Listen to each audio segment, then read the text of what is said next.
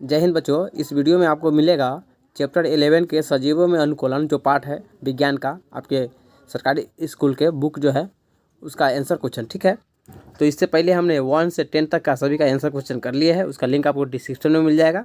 ठीक है, वहाँ से आप सब जो भी चैप्टर बचा हुआ है उसका नहीं किए है तो आप कर सकते हैं। ठीक है, आगे वाले भी प्रश्नों का वीडियो आपको मिल जाएगा। ठीक है, तो चलिए इसका आंसर क्वेश्चन करते हैं। और चैनल पर पहली बार आया है तो चैनल को सब्सक्राइब कर लीजिए।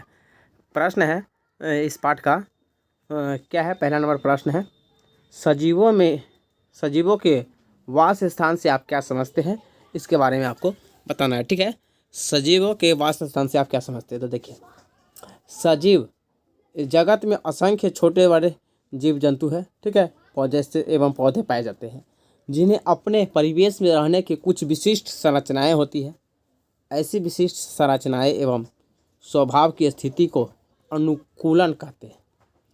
एक सजीव जिस परिवेश में रहता है जहाँ से उसे भोजन, वायु, शरण स्थल एवं अन्य आवश्यकताएं पूरी होती है उसे वास स्थान कहते हैं। जमीन पर पाए जाने वाले सभी जीवों के वास स्थान स्थलीय वास स्थान तथा जल में पाए जाने वाले सभी सजीव को जलीय वास स्थान कहते हैं। ठीक है, तो वास स्थान से आप समझ चुके, स्थलीय वास स्थान क्या होगा और जलीय वास स्थान क्या होगा।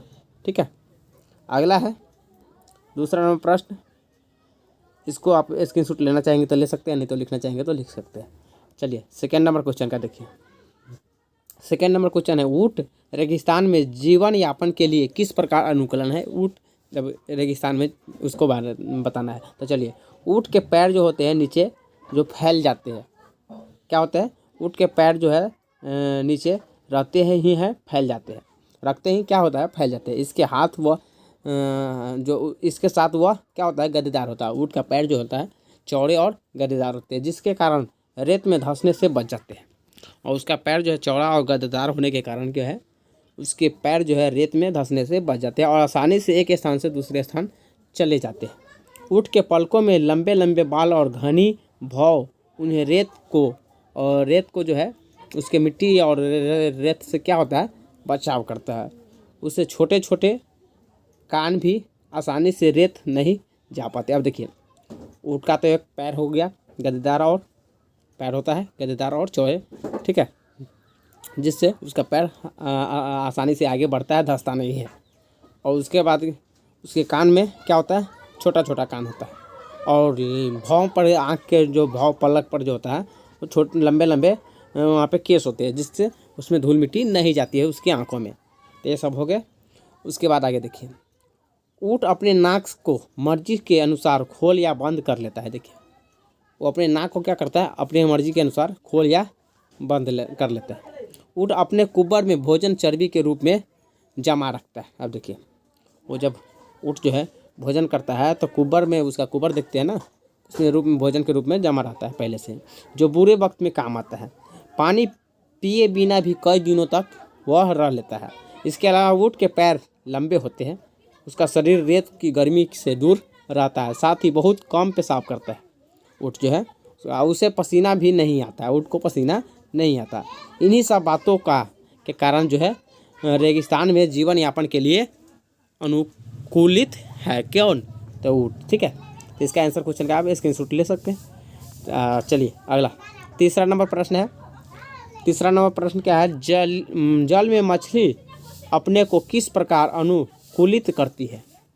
जल में मछली अपने को किस प्रकार अनुकूलित करती है। तो देखिए, तो जल का जो है उसमें किस तरह से रहता है मछली, उसके बारे में आपको लिखना है। तो मछलियों का शरीर क्या होता है, धारा रेखीय होता है। इनका शरीर चिकने सल्कों से ढका रहता है। यहाँ पे शुल्क इनके शरीर को सुरक्षा रखता है। सल्क जो होता है उसके शरीर को सुरक्षा रखता है और इन शरीर को सुरक्षा प्रदान करते हैं तथा इनकी विशिष्ट आकृति जल में गति करने की सहायता देती है। मछली के पक्ष में एक पूंछ चपटे होते हैं जो उसे जल के अंदर दिशा परिवर्तन एवं संतुलित बनाए रखने में मदद करते हैं। इसके अलावा मछली गिल से यानी कि गलफड़े से, गिल्स से पानी में घुले ऑक्सीजन को अलग कर अपने श्वसन प्रक्रिया को पूरी करती है। इस प्रकार मछली अपने को जल में रहने के लिए अनुकूलित करती है इसी तरह से। ठीक है, तो इसका प्रक्रिया समझ गया। चलिए अगला नंबर प्रश्न, चौथा नंबर है, पर्वतीय पौधे किस प्रकार अनुकूलित है उसके बारे में आपको, पर्वतीय पौधे के बारे में पहले समझे, रेगिस्तान के बारे में, सजीव के बारे में और मछली के बारे में। अब समझते हैं पर्वतीय पौधे के बारे में। ठीक है, तो पर्वतीय जो क्षेत्र होते हैं वो सामान्यतः बहुत ठंडी होती है, वहाँ पे बहुत ठंडी होती है तथा सर्दियों में भी हिमपात की भी होती है। पर्वत पे जो है सर्दी में तो होते ही हैं और वहाँ पे पर्वतीय क्षेत्र में बहुत ठंडी होती है। ठीक है, पर्वतीय क्षेत्र में पर्वतीय क्षेत्रों में वृक्ष शंक्वाकार यानी कि कीप जैसा कीप देखे हुए ना, उसके जैसा होता है तथा इसकी शाखाएं तिरछी होती है। इससे वर्षा जल एवं हिम आसानी से नीचे की ओर खिसक जाता है। समझे, इस प्रकार पर्वतीय पौधे अनुकूलित रहते हैं। ठीक है, तो चौथा का आंसर मिल गया। आप आगे है रिक्त स्थान की पूर्ति कर रहे।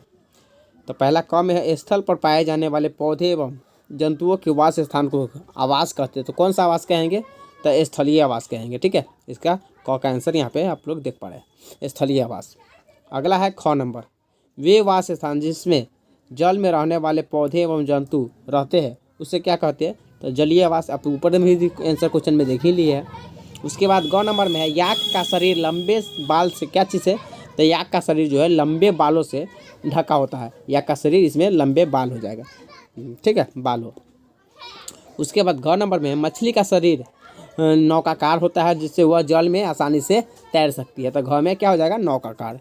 इसके बाद है अगला नंबर, जलीय पौधे का तना क्या होता है, लंबा खोखला एवं हल्का होता है। खोखला होगा तो हल्का होगा ही, लंबा होता है और खोखला होता है तो हल्का होगा ही। ठीक है, तो इसमें हो जाएगा लंबा और इसमें हल्का, यहाँ पे देख सकते हैं। चलिए इसके बाद है मिलान करना है आपको। तो यहाँ क का जो है मछली का, तो मछली का शरीर जो होता है वो धारा रेखीय शरीर होता है, इसका मिलान करके दिया हुआ है। इसके बाद है ऊँट का क्या है, तो कुबर, ऊँट का जो हो जाएगा कुबर में मिलान होगा। नागफनी का कम वर्षा वाष्पोत्सर्जन वाला। ठीक है, अगला है याक, तो पहाड़ी वाला जानवर है। ठीक है, पहाड़ी जानवर है। घोड़ा, तो मजबूत खुर होता है उसका। ठीक है, तो मिल गया। अगला है सही विकल्प को चुने। ठीक है, तो इसमें सही विकल्प आपको चुनना है 7 नंबर में। तो 7 के क में है, ऊँट निम्न परिवेश में पाए जाने वाले जंतु है। तो जलीय में, पर्वतीय में, स्थलीय में या मरुस्थलीय में, या इनमें से कोई नहीं। तो जो ऊँट जो है मरुस्थलीय में पाया जाता है। ठीक है, तो इसका आंसर क्या हो जाएगा, मरुस्थलीय, तीसरा नंबर।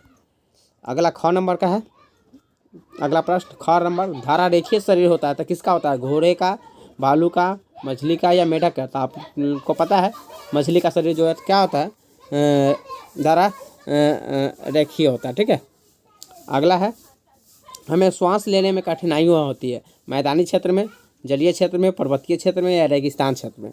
तो हम लोगों को मैदानी क्षेत्र में तो कोई कठिनाई नहीं होती है और जलीय क्षेत्र में भी नहीं कठिनाई होती है। जल से ऊपर रहेंगे, अंदर जाएंगे तो ऑक्सीजन लेना ही होगा, और पर्वतीय क्षेत्र में जाने पर जो है ना कठिनाई होगा। और जब तो इसलिए अधिकतर कठिनाई पर्वतीय क्षेत्र में होता है। तो इसका आंसर क्या हो जाएगा, पर्वतीय क्षेत्र। अगला चलिए घ नंबर देखिए, घास स्थल अथवा वनों का शक्तिशाली जंतु है तो कौन होगा, हिरण, शेर, घोड़ा, ऊँट। तो इसका आंसर जो हो जाएगा शेर, सबसे शक्तिशाली घास स्थल का कौन हो जाएगा, तो शेर। इसके बाद है अगला है अंग नंबर, जो कि इस पास्ट का लास्ट प्रश्न है। जलकुंभी पाया जाता है जल में, पर्वतों में, जल में, जंगल में है यहाँ पे पहला ऑप्शन। उसके बाद पर्वतों में, जल में या बर्फ में। तो इसका जो आंसर हो जाएगा जल में। ठीक है, जलकुंभी कहाँ पाया जाता है, तो जल में। तो आपको मेरे प्यारे बच्चों, आप सभी को मिल गया इसका आंसर क्वेश्चन। आप हमें बताइए कमेंट में कि आपको अब किस सब्जेक्ट का चाहिए। ठीक है, इससे पहले हमने चैप्टर 1 से लेकर 10 तक का सभी आंसर क्वेश्चन करा दिए और अगला भी आपको मिल जाएगा। तो लिंक में सर्च करिए, आपको सभी एक ही जगह वीडियो का जो लिंक है मिल जाएगा। ठीक है, प्ले लिस्ट का। तो आप वहाँ से जा के सभी सब्जेक्ट का देख सकते हैं। फिलहाल इतना ही, आप कमेंट करके बता सकते हैं कोई सुझाव देना चाहते हैं तो। ठीक है, फिलहाल इतना ही, जय हिंद।